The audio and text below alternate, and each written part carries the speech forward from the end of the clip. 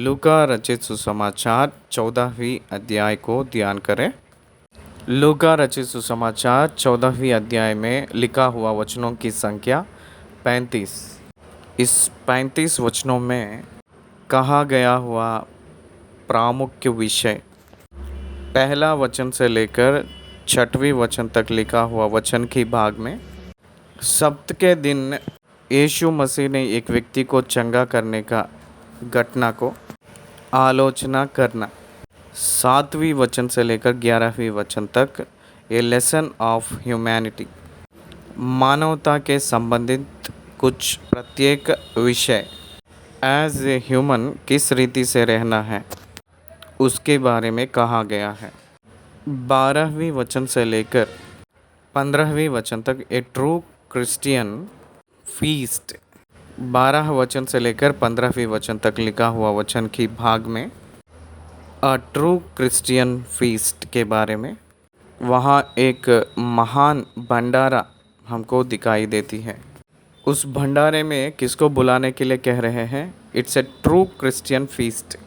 इसका मतलब फिर हमको वो भंडारा रखने वाले नहीं हो सकते हैं।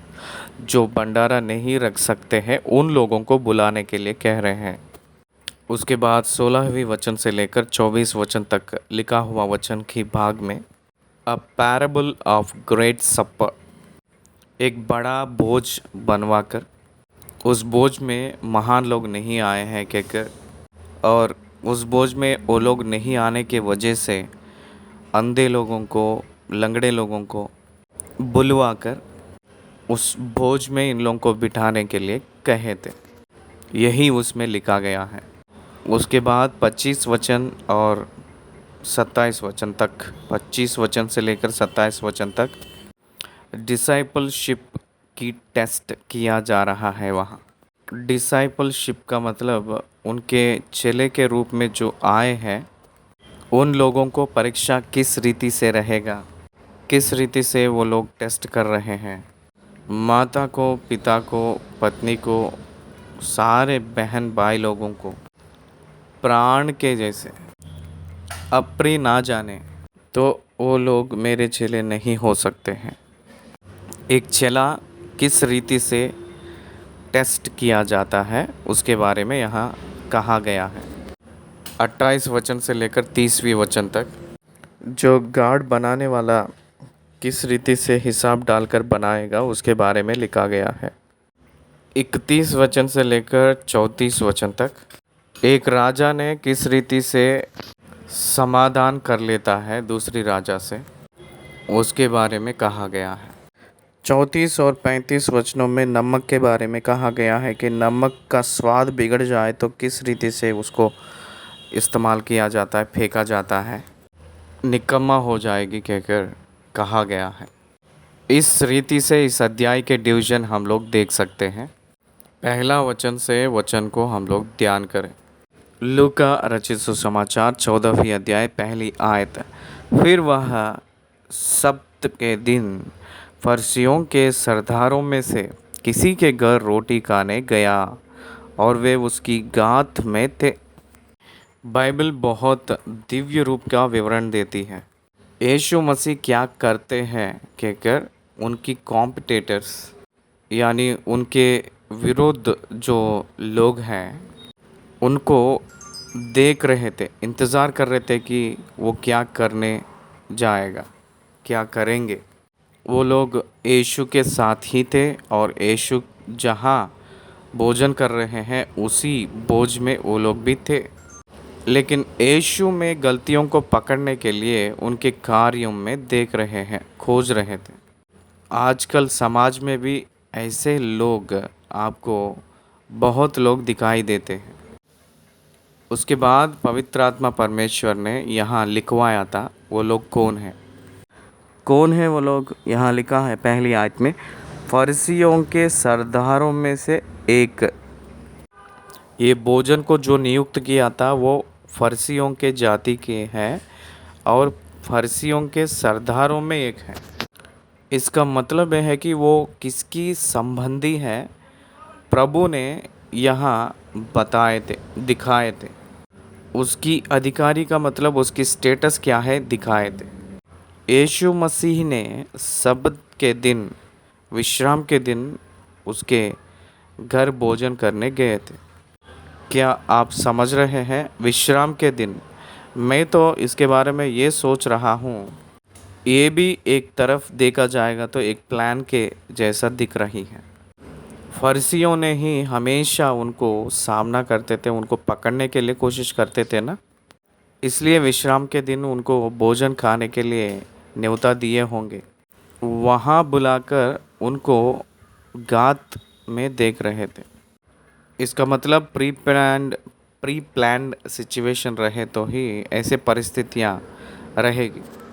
साधारण तौर पर देखा जाएगा तो जब भोजन खाते समय सब लोग आते हैं, खाते हैं, चले जाते हैं, लेकिन यहाँ वैसे नहीं है ये सिचुएशन। क्या लिखा है? वो फरीसियों के घर पे भोजन करने के लिए आए थे।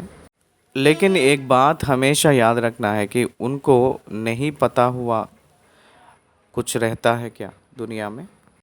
वो सब कुछ जानता है कि किस वजह से वो लोग बुलाए हैं, क्यों वो लोग इंतज़ार कर रहे हैं, उसको भी देख रहे हैं, उसको भी जानते हैं वो।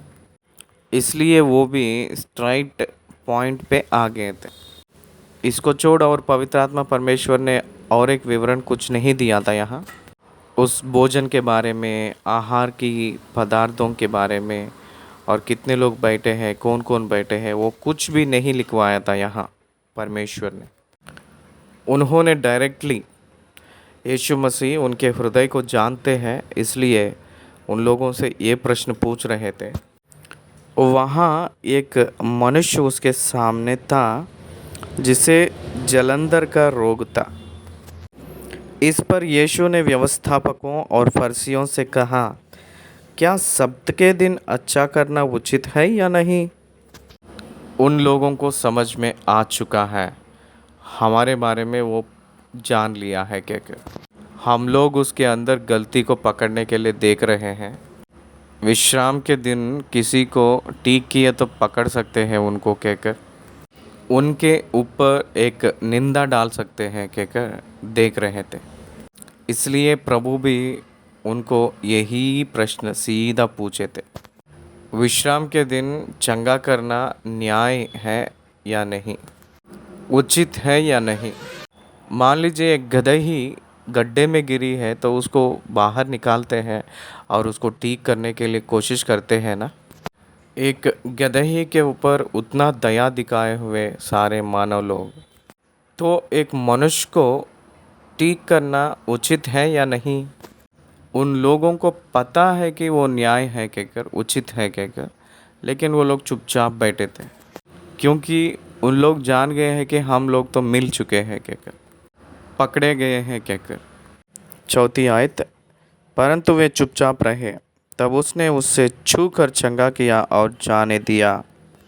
उन लोग किस विषय के बारे में इंतज़ार कर रहे थे, गात में थे, वही काम वो किए थे जो वो लोग चाह रहे थे कि वही उनको, उनके ऊपर निंदा डालने के लिए, उनके ऊपर कीचड़ फेंकने के लिए इंतज़ार कर रहे थे, वही उनके आगे, उनके सम्मुख करके उनको बेच देकर उस व्यक्ति को चंगा करके बेच दिया है और उन लोगों से बात कर रहा था। तुम में से कौन है जिसका गदहा या बैल कुएं में गिर जाए और वह सब्त के दिन उसे तुरंत बाहर ना निकाले? वे इन बातों का कुछ उत्तर ना दे सके। वो लोग नहीं पता होकर नहीं बोल पा रहे हैं या जानकर भी नहीं बोल पा रहे हैं? वो लोग जानकर भी नहीं बोल पा रहे हैं। वो लोग जान के भी उत्तर नहीं दे रहे हैं, क्योंकि बोलने के लिए उनका इच्छा नहीं थी, इसीलिए नहीं बता रहे हैं, बिकॉज दे वर कॉट। उन लोग पकड़ा गए थे। यीशु मसीह जो किए हैं वो धर्म ही है। यीशु मसीह जो किए थे वो व्यवस्था के अनुसार ही किए थे। यीशु मसीह ने व्यवस्था के विरुद्ध कुछ नहीं किए थे, लेकिन लोगों को इन लोग क्या पब्लिसिटी दिए थे? मनुष्य ने कुछ भी नहीं करना है कहकर पब्लिसिटी दिए थे, लेकिन व्यवस्था ने ऐसे नहीं कहा गया था, क्योंकि व्यवस्था प्राण की रक्षा न्याय ही है कहकर व्यवस्था ने कही थी विश्राम के दिन में। 7वीं वचन देखे, जब उसने देखा कि आमंत्रित आमंत्रित लोग कैसे मुख्य मुख्य जगह है चुन लेते हैं, तो एक दृष्टांत देकर उसे कहा, उन लोगों को वहाँ छोड़ दिया था। वहाँ इस जो बोझ में आए थे उसमें आमंत्रित लोग जो मुख्य मुख्य जगह चुन लेना देखे थे। देखकर एक दृष्टांत ने कह रहे थे, जब कोई तुझे विवाह में बुलाए तो मुख्य जगह में ना बैठना, कहीं ऐसा ना हो कि उसने तुझसे भी किसी बड़े को न्योता दिया हो और जिसने तुझे और उसे दोनों को न्योता दिया है आकर तुझसे कहे इसको जगह दे, और तब तुझे लज्जित होकर सबसे नीची जगह में बैठना पड़े। अगर आप मुख्य मुख्य जगह चाहते हो, आपसे भी महान व्यक्ति जब आता है तो उस स्थान को उस व्यक्ति को देकर आप पीछे आना पड़ता है। वैसे आप बहुत पीछे जाते जाते जाते आखिरी स्थान में पहुंचेंगे। उसके दृष्टि में कौन सा स्थान आपका है उसी जगह पे बिठाएगा। इसलिए मुख्य जगह को ना चाहो, नहीं चाहना है मुख्य स्थान।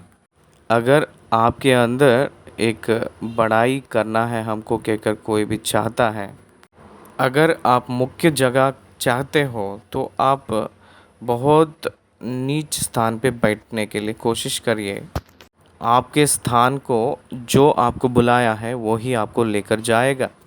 10वीं आयत, पर जब तू बुलाया जाए तो सबसे नीची जगह जा बैठ, कि जब वह जिसने तुझे न्योता दिया है आए तो तुझसे कहे, हे मित्र आगे बढ़कर बैठ, तब तेरे साथ बैठने वालों के सामने तेरी बड़ाई होगी। क्योंकि जो कोई अपने आप को बड़ा बनाएगा वह छोटा किया जाएगा, और जो कोई अपने आप को छोटा बनाएगा वह बड़ा किया जाएगा। क्या आप पहचाने हैं? हमेशा ये बात याद रख लीजिएगा, अपने आप को नम्र करके छोटा कर लेना वो एक महानता की चिन्ह होती है। जो हर एक व्यक्ति अपने आप को छोटा करना सीखता है तो नम्र बनना सीखे तो समाज में वो लोग महानता पाएंगे, बड़ाई होगा उनको। कुछ फॉल्स प्लेसेस भी रहता है। कुछ लोग ऐसे होते हैं कि कोई लोग नम्र बनकर छोटा कर लेते हैं तो उन लोगों को वहीं रखने वाले भी रहते हैं समाज में। परंतु प्रभु ने जो कहे थे वो उनके विषय के बारे में नहीं। सच्ची में आपको कोई प्रेम से बुलाया है तो वही व्यक्ति तुझे एक अच्छा स्थान देगा। इसलिए आपके स्थान आप पहचानना है। आप अपने आप को पीछे ही रख लो, जो आपको लेकर गया है वो पहचानेगा तो आपको मुख्य स्थान पे लेकर जाएगा। तब जो बैठे हैं उन लोगों के बीच में आपको महानता प्राप्त होगा, बड़ाई होगी। आप अपने आप को ही बड़ाई पाने के लिए आपके स्थाई को पार करके अगर आप जाएंगे तो आपको अपमान मिलेगी, बड़ाई के स्थान में अपमान होगा। वही कहे थे यीशु ने, मनुष्यों ने नम्र होकर छोटा बना लेना। ऐसे रहेंगे तो वो लोग आशीषित होंगे, मुख्य बनेंगे कहकर जानना चाहिए। इसलिए हर एक व्यक्ति उसकी स्थिति के अनुसार वो आदर किया जाएगा। परंतु वो सामने वाला जो व्यक्ति है उसके अंदर अपने ऊपर रहा हुआ मूल्य के वजह से रहता है। मैंने एक बिशप के रूप में इंडिपेंडेंट चर्चेस में बिशप के रूप में जब जाता हूँ तो कुछ लोग मुझे मंच पे बुलाते हैं तो उस मंच के ऊपर डोमिनेट कैरेक्टर होगा शायद कहकर मैं डर के मुझे दे के नहीं, जैसा जो रहे लोग बहुत लोग थे, मुझे पता है वो ऐसे ही एक शाखा रहते हैं और कुछ लोग हैं तो मुझे बिशप के रूप में अंगीकार करता ही नहीं। एक व्यक्ति ऐसा है, सब लोग बिशप के रूप में मुझे पहचानते हैं लेकिन वो पहचानने के लिए इच्छा ही नहीं रखते हैं। उनके पास मेरी मूल्य बहुत कम है कहकर मुझे पता है। मैं उसके बारे में चिंतित क्यों रहना है। मैंने और भी अल्प व्यक्ति हूँ कहकर अपने आप के बारे में सोचता हूँ। एक बिशप के रूप में मैं मुख्य जगह को चुनने वाला महान, सब लोग मुझे महानता के रूप में पहचानना है कहकर मैं नहीं सीखा था। मैं उतना ही नम्र बनकर, छोटा बनकर जीना मैं सीखा हूँ। इसलिए आज मुझे महानता मिली है। इसलिए अगर हम लोग अपने आप को छोटा बना लेंगे, नम्र बना लेंगे, तो लोगों के सम्मुख प्रभु परमेश्वर ने हम लोगों को महान रूप में बनाता है और उन्नति स्थान में रखता है, ऊंचा करता है, बड़ाई करता है। अगर हम ही अपने आप को बड़ाई कर लेंगे, ऊंचे स्थान पे रख लेंगे, तो हम लोगों को पीछा कर दिया जाते हैं, नीचे भेजा जाएगा, हमें कम किया जाएगा। उसके बाद 12वें वचन से, कोई भी कभी भी न्योता देना चाहते हैं या बोझ खिलाना चाहते हैं भोजन, तो किसको किसको किसको बुलाना है।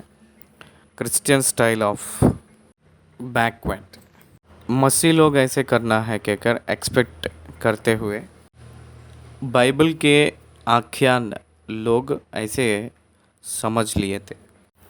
परमेश्वर के संतान जो प्यार करते हैं उसी को प्यार किए तो क्या लाभ है, फिर उन लोगों को प्यार करने से क्या महानता होती है। इसका मतलब आपसे कोई भी पाए गए हैं उन लोगों को फिर देने के स्थिति जो उनके अंदर है, उन लोगों को आप ढूंढने से भी, जो लोग नहीं दे सकते हैं आपको वापस, उन लोगों को अगर दे सकते हो तो वो फल टिका रहता है। यही प्रभु ने बताए थे। तब उसने अपने न्योता देने वालों से भी कहा, जब तू दिन का या रात का बोझ करे तो अपने मित्रों को या भाइयों या कुटुंबियों या धनवान पड़ोसियों को ना बुला, कहीं ऐसा ना हो कि वे भी तुझे न्योता दे और तेरा बदला हो जाए। आपका फल आपको वापस मिल जाएगा। इसलिए आप किसको बुलाना है? आप उसको बुलाना है कि लंगड़े लोगों को, अंधे लोगों को, जो गरीब लोगों को।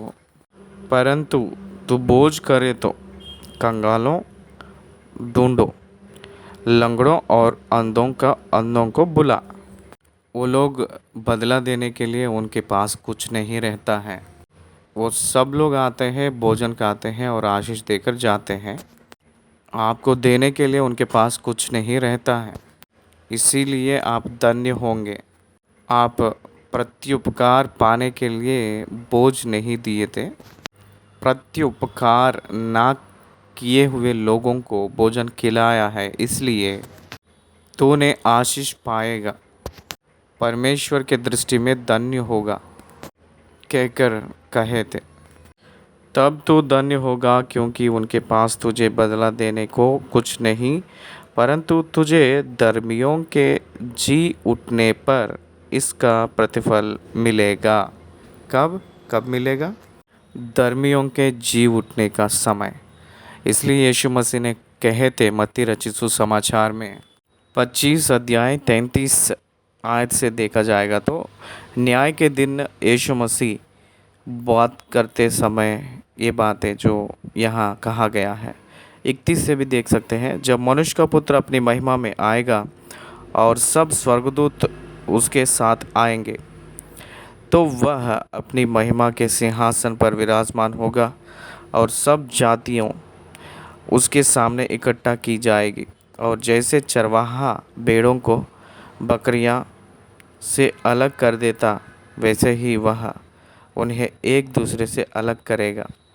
वह भेड़ों को अपनी दाहिनी और बकरियों को बाईं ओर खड़ा करेगा। तब राजा अपनी दाहिनी ओर वालों से कहेगा, हे मेरे पिता के धन्य लोगों, आओ उस राज्य के अधिकारी हो जाओ जो जगत के आदि से तुम्हारे लिए तैयार किया गया है। क्योंकि मैं भूखा था और तुमने मुझे खाने को दिया, मैं प्यासा था और तुमने मुझे पानी पिलाया, मैं परदेशी था और तुमने मुझे अपने घर में ठहराया, मैं नंगा था और तुमने मुझे कपड़े पहनाए, मैं बीमार था और तुमने मेरी सुधि ली, मैं बंदी गृह में था और तुम मुझसे मिलने आए। हे प्रभु, ये सब हम आपको कब किए थे? आप कब बंदी गृह में थे? आप कब ऐसे थे? कहकर पूछ रहे थे। तब राजा ने कह रहा था, मैं तुमसे सच कहता हूँ कि तुमने जो मेरे इन छोटे से छोटे भाइयों में से किसी एक के साथ किया, वह मेरे ही साथ किया। कौन है छोटे? ये जो प्रत्युपकार नहीं कर पाते हैं, इन लोगों को आप लोग ने किए हैं। इन लोगों को किए हैं तो मुझे किए समान हैं, इसलिए ये प्रत्युपकार पालो कहकर बता रहे थे। यही लूका में भी बता रहा था, दो जो हम पढ़े थे। क्या कह रहे थे? परंतु तुझे धर्मियों के जी उठने पर इसका प्रतिफल मिलेगा, परमेश्वर आपको याद करेगा। 15वीं वचन, उसके साथ भोजन करने वालों में से एक ने ये बातें सुनकर उससे कहा, धन्य है वह जो परमेश्वर के राज्य में रोटी खाएगा। और एक एग्जाम्पल दृष्टांत ने यहाँ कहा गया है, हमेशा भोजन, मुख्य मुख्य जगह, अधिकार, पहचान, ये शारीरिक संबंध की बातें हैं।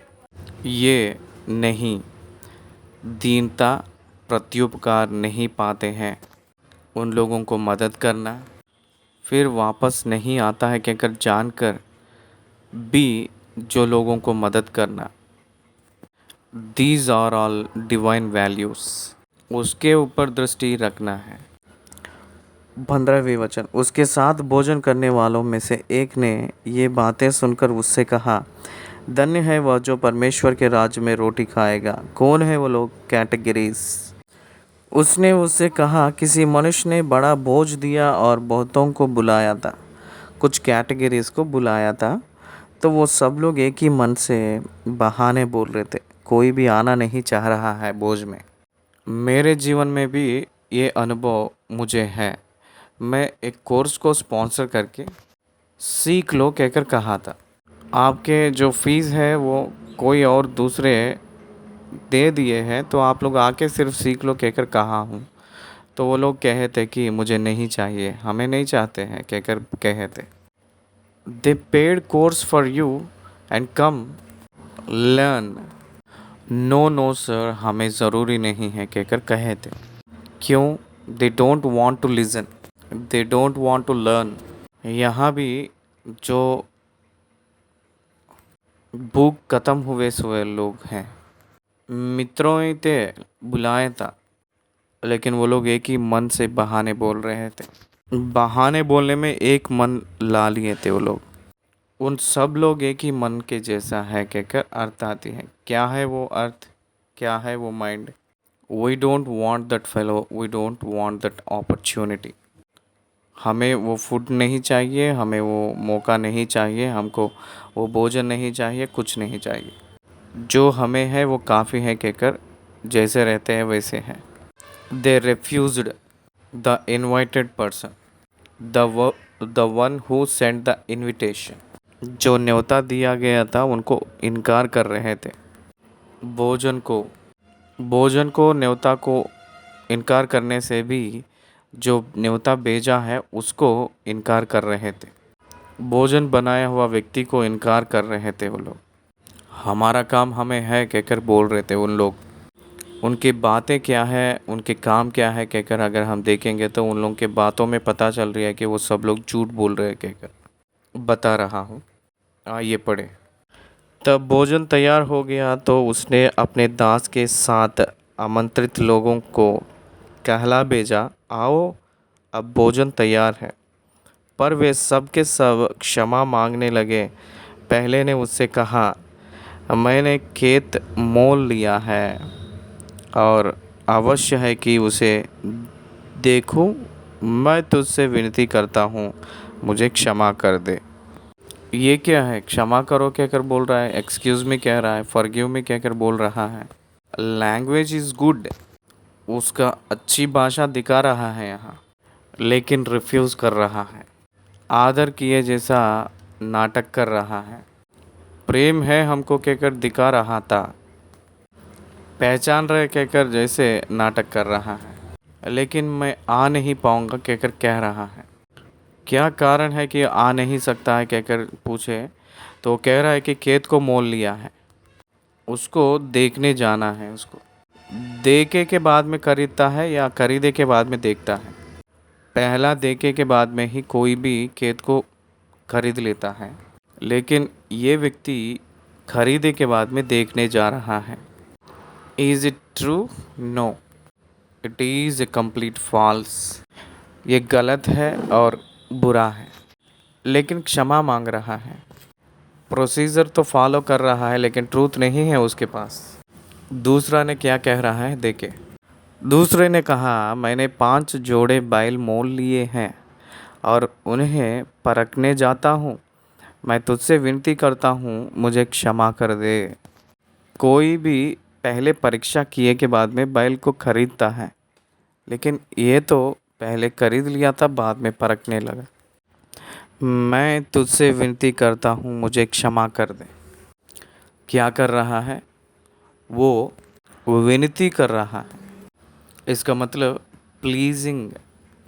विनती करने का मतलब यह है कि वो आदर किए जैसा दिखा रहा है, लेकिन they are refusing and they are acting.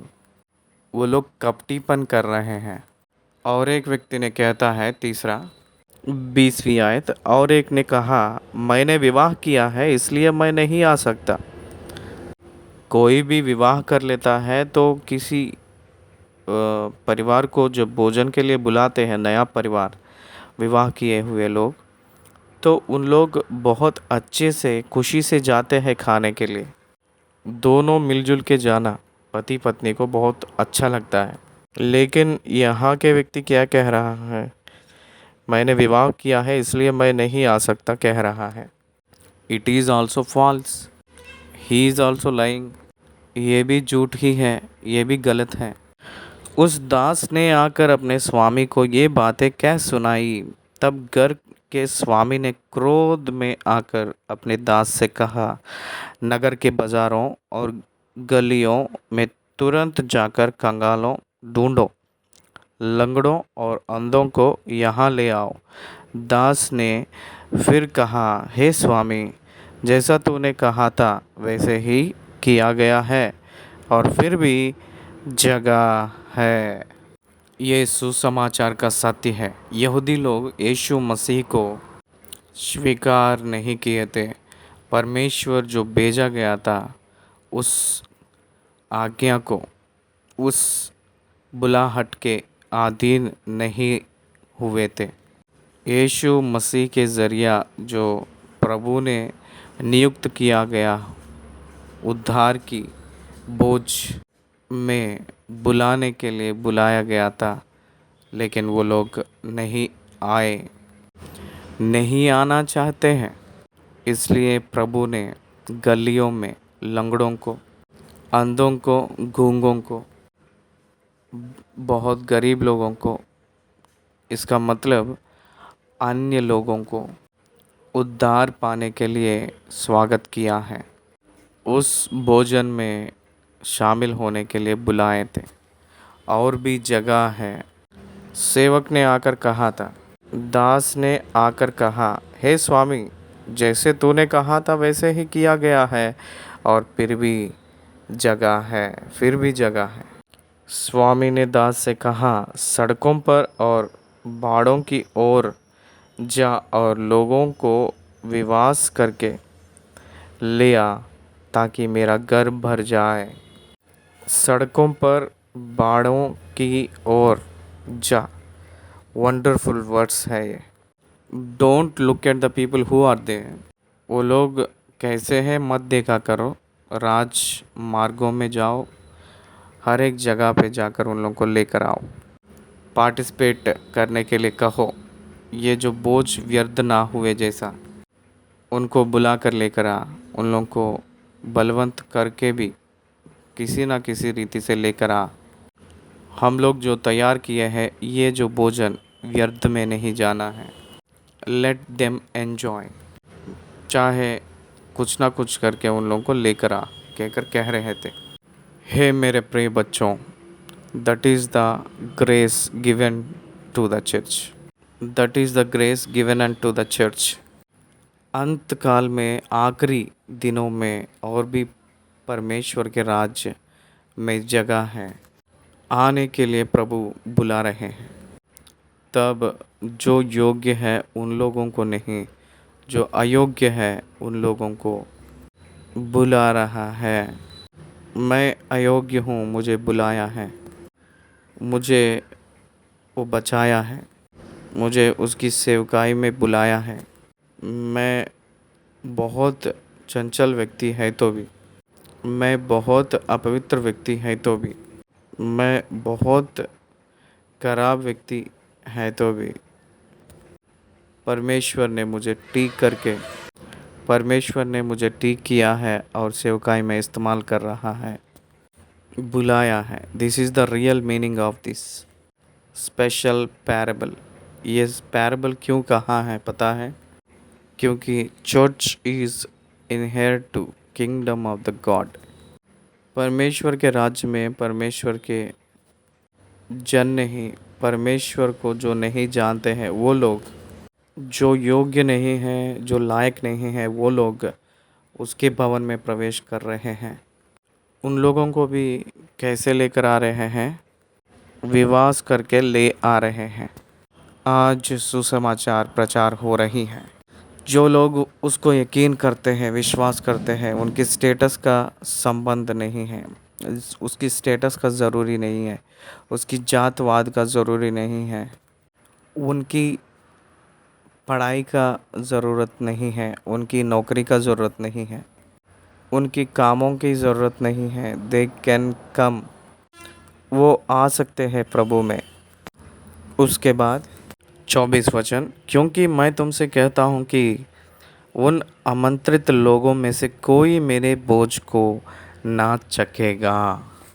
दास लोगों से कह रहा है, जो मैं आमंत्रित दिया था लोग, उन लोगों को, वो लोग नहीं आए हैं ना, इसलिए आप लोगों से कह रहा हूँ उसमें एक भी मेरे जो बोझ में हाथ नहीं डाल पाएगा, चख पाएगा।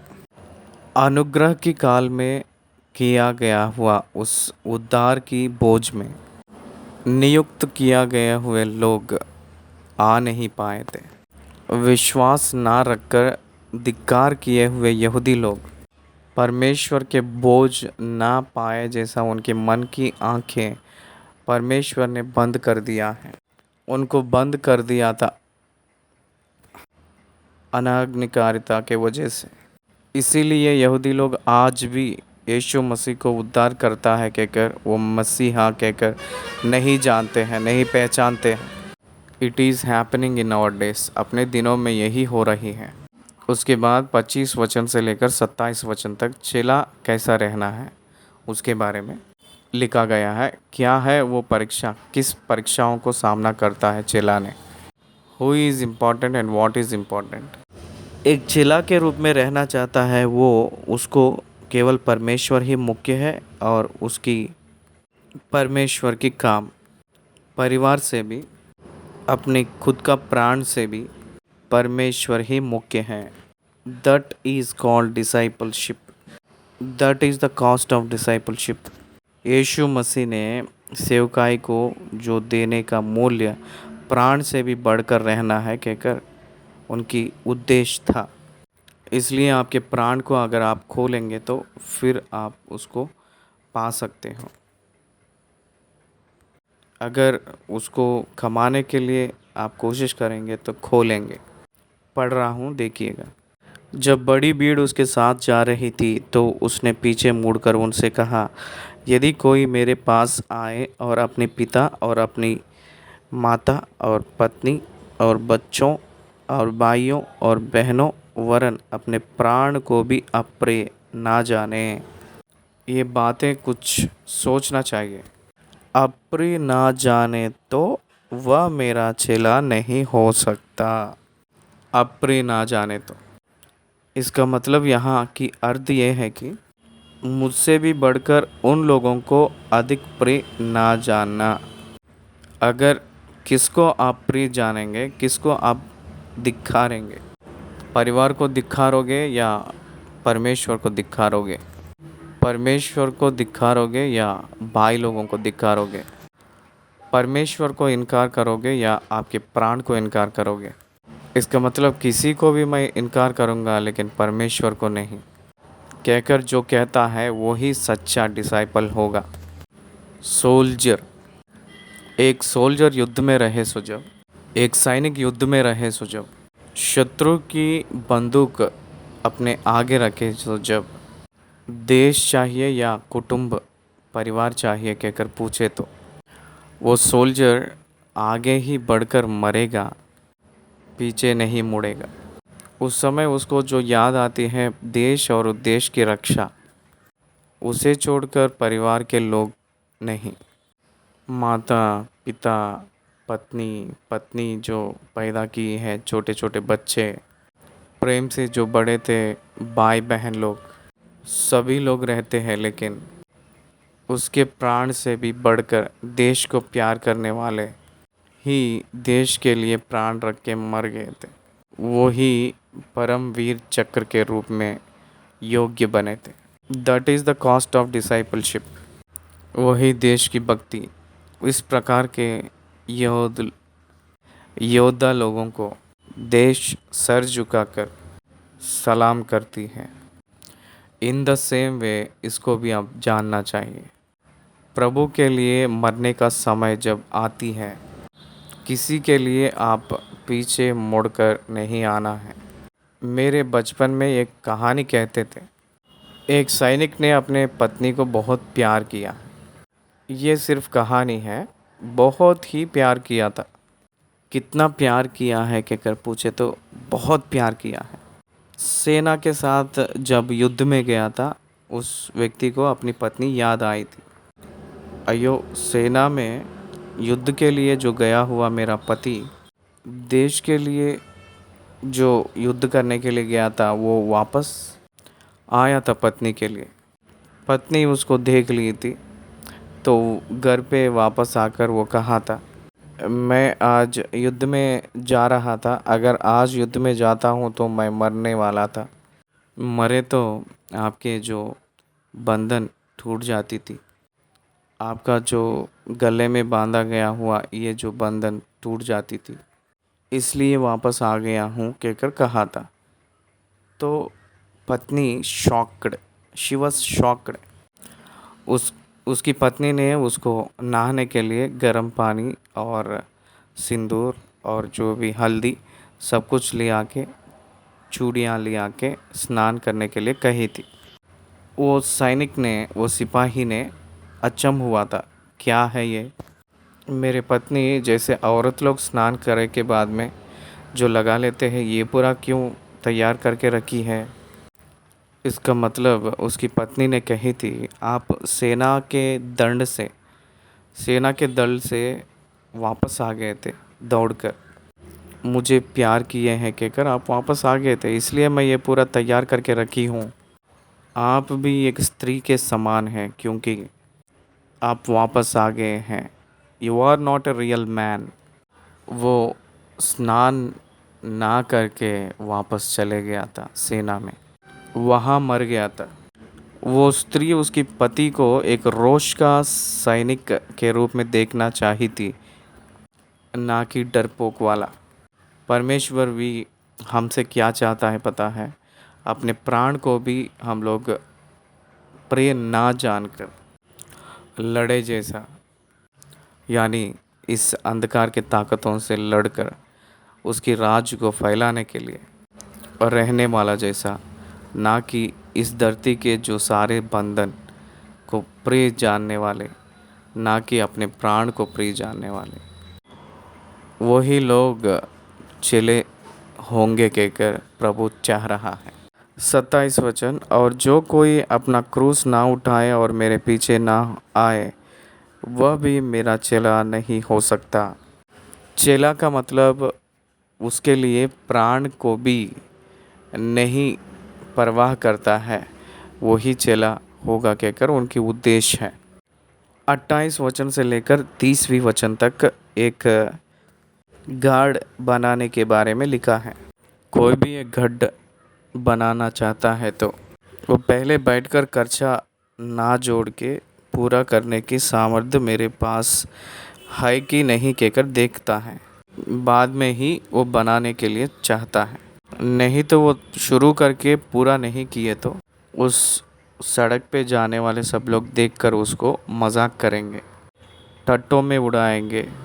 इसीलिए एक काम को जैसे सोच के करते हैं, अगर एक काम को नहीं कर पाता है पूरा, वो व्यक्ति पहला मटेरियल है या नहीं देख लेना चाहिए। मैं 30 साल की इस सेवकाई में एक बार इस वचन के पास मैं स्टक हो गया था, फंस गया था। बोर के समय प्रार्थना में इस वचन को जब ध्यान कर रहा था, रुक गया था इस वचन को पढ़ते। मैं 100 भाषा में सुसमाचार सुनाने का और आख्यान देने का सोच जो मैं रखा हूँ, क्या मैं एक भाषा में इस सुसमाचार को पहुँचाने के लिए मेरे पास कुछ धन है या नहीं? नहीं होकर मैं शुरू कर दिया था। 1 से लेकर 2, 2 से लेकर 3, 3 से लेकर ऐसे 15 भाषाओं में शुरू कर दिया था। लेकिन उनको धन देने के लिए, पैसे देने के लिए मेरे पास पैसा नहीं था। जो लोग कर रहे थे वो सब लोग रोक दिए थे। अब लोग क्या सोचेंगे, मजाक ही उड़ाएंगे, टट्ठा करेंगे। इसलिए मैं एक निर्णय में आकर पहला एक एक भाषा में पूरा करने के लिए, 15 भाषाओं में पूरा करने के लिए पहले मैं निर्णय लिया था। बैठकर मैं हिसाब डाला था, इतना चाहिए 15 भाषाओं में इस बाइबल को आख्यान पूरा करना चाहिए तो इतना रहना चाहिए। उतना तब तक आए नहीं, तब तक हम शुरू नहीं करेंगे और बाकी भी प्रारंभ नहीं करेंगे। तभी वहाँ स्टेबल हुए के बाद में ही दूसरे उसमें जाऊँगा, तब तक नहीं जाऊँगा। ऐसे निर्णय मैं लिया हूँ, क्योंकि अपमान हो जाएंगे। परमेश्वर की सेवकाई में कभी भी ऐसी स्थिति नहीं आना चाहिए।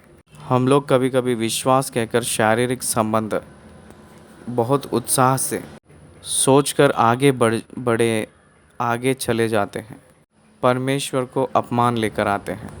कुछ लोग बड़े बड़े मंदिरों को बुनियाद उद्घाटन कर देते हैं, उसको पूरा ना करके अपमान हो जाते हैं। इसलिए प्रभु ने हिसाब देख लो कहकर कहते हैं। इसको जब पढ़ते समय निर्गमन के पुस्तक में जब मिलाप वाली तंबू के बारे में जो भी मटेरियल आ चुका था, तभी तो बेसलेल को जिम्मेदारी सौंपा गया था। दाऊद ने पूरा मटेरियल जो मंदिर बनाने के लिए वो पूरा इकट्ठा किया था, वो सब सुलेमान को सौंप कर तभी सुलेमान ने मंदिर बनाने का प्रारंभ किया था। यीशु मसीह भी उद्धार को कंप्लीट किए के बाद में ही इनविटेशन स्टार्ट किए थे। क्रूस के ऊपर यीशु मसीह अपने उद्धार को पूरा किए के बाद में ही आपके ऊपर पवित्र आत्मा आए के बाद में सामर्थ्य पाएंगे, तब आप लोग सुसमाचार की सेवकाई प्रारंभ करने के लिए कहे थे। प्रेरितों के काम 2 अध्याय में पतरस ने उस रीति से आरंभ करके उस उद्धार की बोझ को बांटे। सो जब 3000 लोग उद्धार पाए हैं। इसलिए आपके सेवकाई में इस बात को याद रखना है। First you have to think how much you have, how much you need, how much you have. You must calculate to the God's work.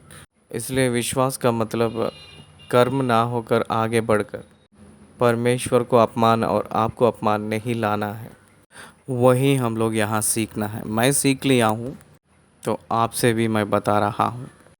28 पद से पढ़ रहा हूँ। तुम में से कौन है जो गार्ड बनाना चाहता हो और पहले बैठकर खर्चा ना जोड़ कि पूरा करने की सामर्थ्य मेरे पास है कि नहीं। कहीं ऐसा ना हो कि जब वह नींव डालने पर तैयार ना कर सके तो सब देखने वाले यह कहकर उसे टट्टों में उड़ाने लगे, यह मनुष्य बनाने तो लगा पर तैयार ना कर सका। उसके बाद 31 वचन से राजा के बारे में कहा था, यह कौन ऐसा राजा है जो दूसरे राजा से युद्ध करने जाता हो और पहले बैठकर विचार ना कर ले कि जो 20,000 लेकर मुझ पर चढ़ा आता है, क्या मैं 10,000 लेकर उसका सामना कर सकता हूँ या नहीं। नहीं तो उसके दूर रहते ही वह दूतों को बेचकर मिलाप करना चाहेगा। इसी रीति से तुम में से जो कोई अपना सब कुछ त्याग ना दे वह मेरा चेला नहीं हो सकता। बहुत ही कष्ट की बात कहते हैं यहाँ। जो उसका है वो सब कुछ नहीं छोड़ता है वो मेरा चेला नहीं हो पाएगा। ऐसे ही बातों के कारण बहुत लोग चेले लोगों के जैसा चेले लोग बनकर अपने सारी संपत्ति ले आकर प्रेरितों के पैर पे रखे थे, प्रेरितों के चरणों पे डाले थे। कारण यही है, सब कुछ ले आकर सौंप दो कहे थे प्रभु ने, सब कुछ दे दो और मेरे ऊपर पूरा निर्भर हो जाओ कहकर कहे थे। That is the new testament concept. परमेश्वर सब कुछ देने के लिए कहे थे तो दे दिए तो वो भी सब कुछ दे देगा, सब कुछ देता है। इसका मतलब यहाँ सब कुछ देने के लिए कह रहे हैं, इसका मतलब it is attitude. God is telling about the attitude. प्रभु का कहने का मतलब यह है कि उस प्रकार के उद्देश्य आपके अंदर रहना है। जो आपके पास है वो सब कुछ आपका नहीं है, जैसे सोच में आप जीवन जीना है तो आपका क्या है कहकर आप पूछेंगे तो मैनेजिंग, जो मिला है वो उसका है कहकर, जो मिला है उसी का मैं इस्तेमाल कर रहा हूँ कहकर, जब प्रभु ने आपको बुलाएगा तब चले जाओगे कहकर आप विश्वास के साथ जीना है। मान लीजिए एक जिला को एक डीएम साहब है, वो सारी जिला उसी का है कहकर वो काम करने लगा। उसको एक बंगला दिया जाता है सरकार ने, उस बंगला में जाकर वो ये ना मेरा ही है कहकर वो सोचकर जी रहा है, जीवन को बिता रहा है। अचानक से उसको ट्रांसफ़र ऑर्डर आया है, तुरंत वो वहाँ से भागेगा, उस जिला को, उस घर को और सब कुछ छोड़कर और एक जगह पे जाकर ज्वाइन होगा। इसका मतलब वो अनुभव कर रहा है लेकिन ये उसका नहीं है कहकर उसको पता है। ये है मैनेजिंग का मतलब। मैनेजिंग का मतलब ये है कि he is a just manager and steward, he is not the owner. इसलिए मैं ओनर हूँ, ये पूरा मेरा नहीं है, ये मेरा है, परमेश्वर ने मुझे दिया है परमेश्वर के लिए मैं हूँ कहकर जो सोच रखना है। ऐसे जो सोच रखते हैं उन्हीं लोग परमेश्वर के लिए जी सकते हैं। सेवक लोग, बहुत लोग अपने खुद पूरा ज़मीन जायदाद को इकट्ठा कर ले रहे हैं, वो कोई भी किसी का नहीं है, वो सब छोड़कर जाना ही पड़ेगा। इसका मतलब परमेश्वर के लिए ना होकर परमेश्वर का नहीं रहना है। सॉरी, अर्थ ये है कि for the sake of ministry, what ever you spend for the sake of spend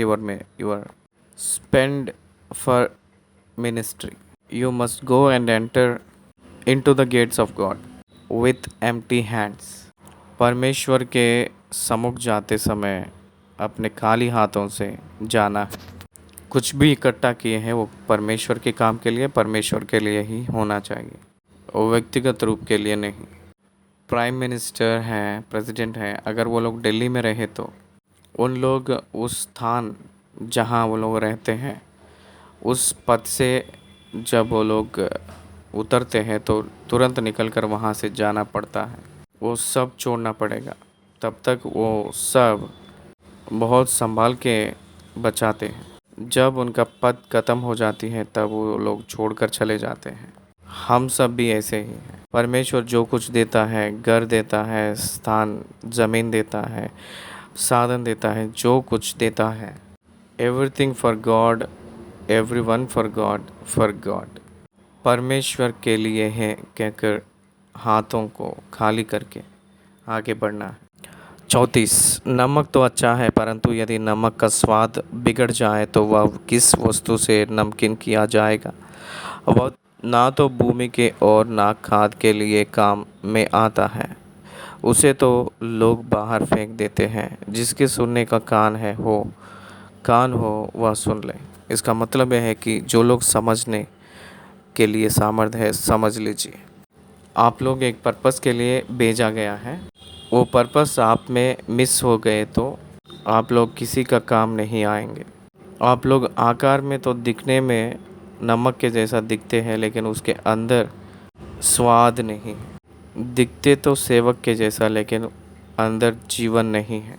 केवल नंबर काउंट है, पर्पस में तो उपयोग नहीं है। ऐसे लोगों के वजह से परमेश्वर को कुछ भी खुशी नहीं है, संतुष्ट नहीं है। इसलिए आप स्वादिष्ट रहना है, आत्मा में स्वाद होना है। इसका मतलब जीवन वो रहना है, ना कि आपके बाह्य के रूप। आप दिखने में नमक के जैसा दिख रहे, लेकिन आपके अंदर स्वाद नहीं है, तो आपको खुंदल कर कुचल कर बाहर फेंका जाएगा। उससे छोड़ कुछ भी काम नहीं आएगा। If you're not a true disciple,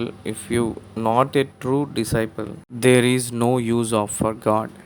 परमेश्वर के सम्मुख आपके वजह से कोई भी प्रयोजन नहीं है। परमेश्वर को आपके वजह से कोई भी लाभ नहीं है। मैं हमेशा वो उसी को लेकर रोता हूँ, हे प्रभु, मेरे वजह से कोई भी लाभ नहीं है तो, मेरी सेवकाई के वजह से आपको कोई भी लाभ नहीं है तो, मेरे जीवन के वजह से मुझे क्या लाभ है कहकर आंसू बहाते रहता हूँ। परमेश्वर मुझे जब इस्तेमाल करते समय परमेश्वर की उद्धार में मुझे सिर्फ इस्तेमाल किए और केवल मुझे अपने आप को दिखावट के लिए किए, तो मेरा सेवा निर्माण होकर मैं मरे तो मुझे क्या प्रयोजन है, मुझे क्या लाभ है।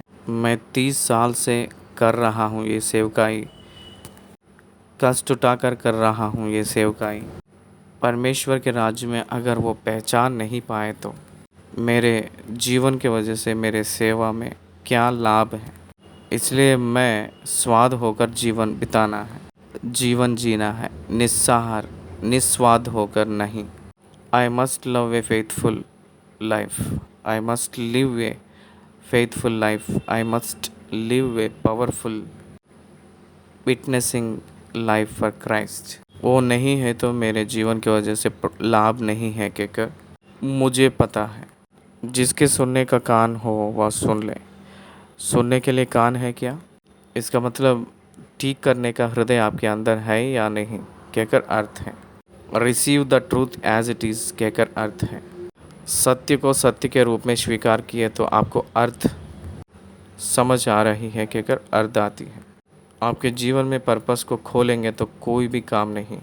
परमेश्वर के उद्देश्य को अगर नहीं करेंगे तो आप किसी के लायक नहीं है कहकर समझ लीजिए। व्यर्थ के रूप में आप लोगों को नियुक्त किया जाएगा। जो मुझे समझ आई है उसी को मैं आपसे बांट ले रहा हूँ। इस अध्याय को यहाँ हम लोग ख़त्म कर रहे हैं।